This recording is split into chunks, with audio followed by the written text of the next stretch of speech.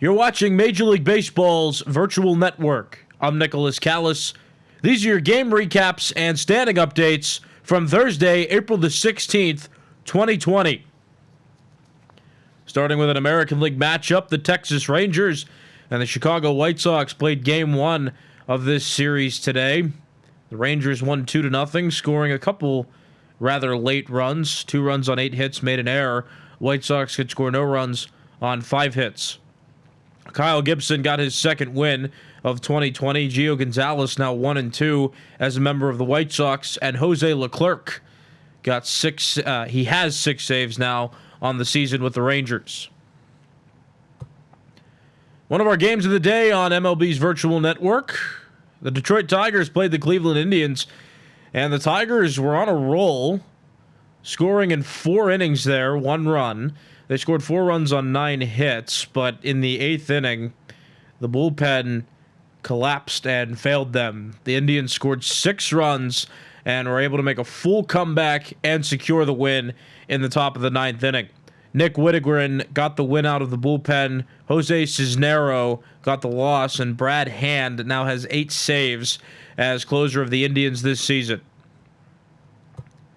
Our other game of the day here on MLB's virtual network. The Seattle Mariners beat the Oakland Athletics 5-2. The Mariners on a tiny hot stretch now, not doing as poorly as they were in the first 10 games of the season. Still the last team in the AL West, but this game was an AL West matchup, and the Athletics led the AL West last week, but are now faltering after another loss here. Altavilla got the win. He's 2-1 now. That was out of the bullpen. And Lou Trevino has 2 losing decisions as one of the setup pitchers in the Athletics bullpen. Matt McGill now with 6 saves on the season for the Mariners. Transitioning to the National League. This game, a tight one that lasted 14 innings between 2 of the better teams in the National League. The Cubs ended up winning 7-4 thanks to a 3-run top of the 14th inning. Some monumental numbers here. The Cubs scored 7 runs on 19 hits, and the Nationals scored 4 runs on 13 hits. McGill got the win out of the bullpen. He's 3-0 now in his decisions, and Daniel Hudson got his first loss. Moving to the next game, it's the Braves and the Mets. This game an NL East matchup, and the Mets beat the Braves. Braves now on a losing streak.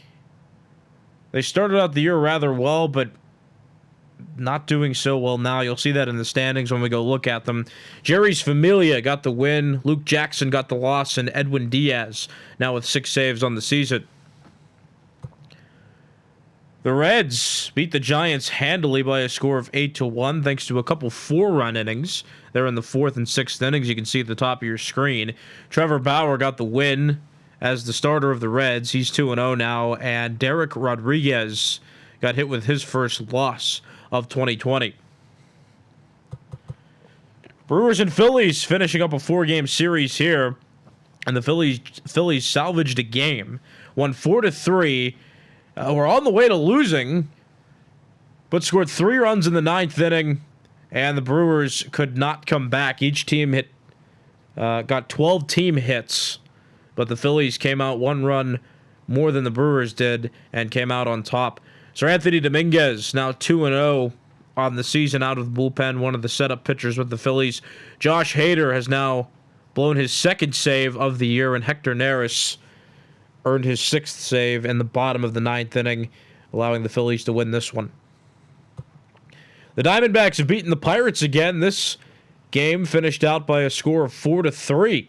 Archie Bradley got the win. He came in the 9th inning just to keep the game where it was, and that helped out the offense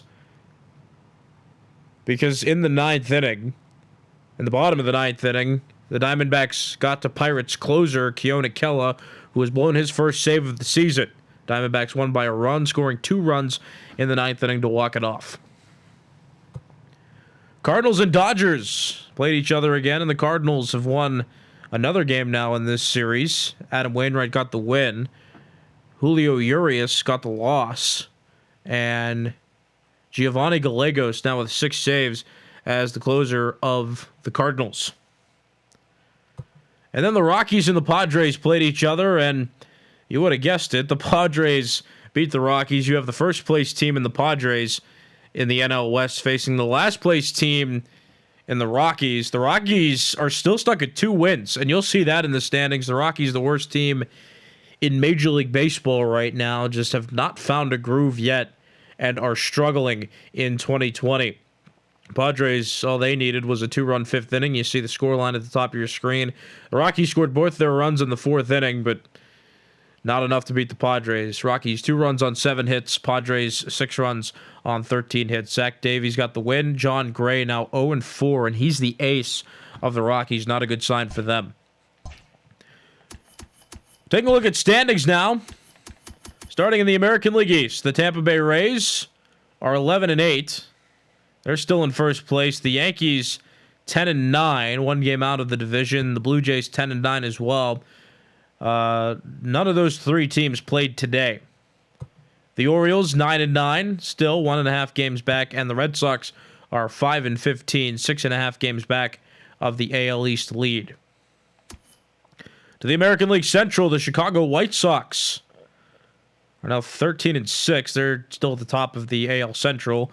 The Twins are 11-8, 2 games back of the division. The Indians, who won today, are now 9-11, tied with the Royals for 3rd place, 4.5 games back of the division. And the Tigers, who blew a lead in their game today, now 4-14, 8.5 games back of the AL Central. Had an opportunity to crawl back and could not do it today.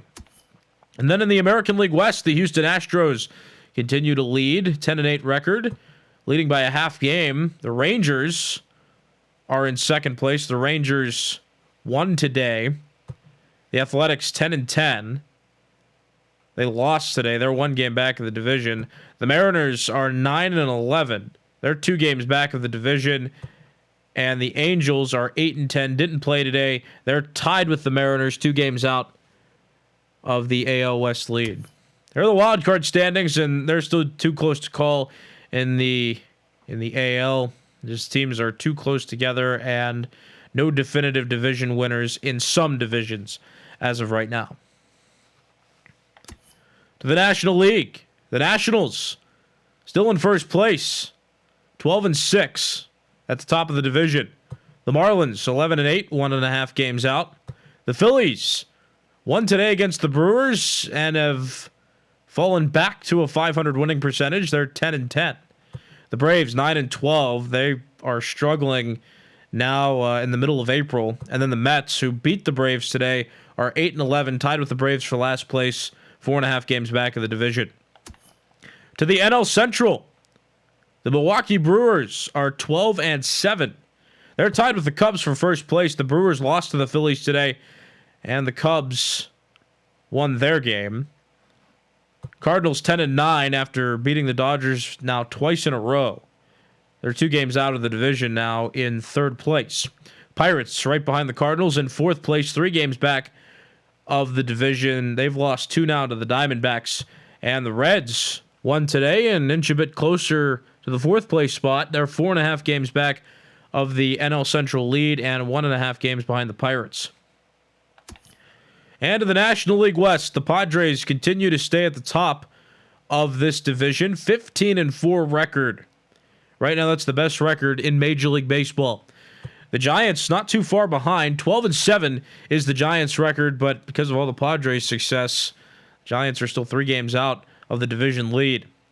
The Diamondbacks, with a couple wins against the Pirates, have broken even. 10-10 is their record. 5.5 games back of the division.